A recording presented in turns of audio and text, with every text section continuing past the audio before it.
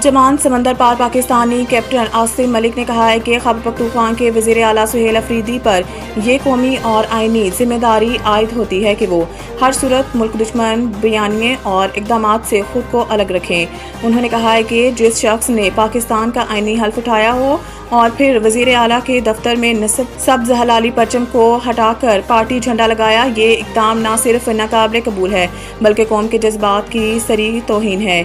Captain retired Asim Malik ने मुतालबा किया है कि नाम नेहाद वज़ीर आला फौरी तौर पर अपनी इस हरकत पर वजाहत दें और पूरी पाकिस्तानी कौम से माफ़ी मांगे।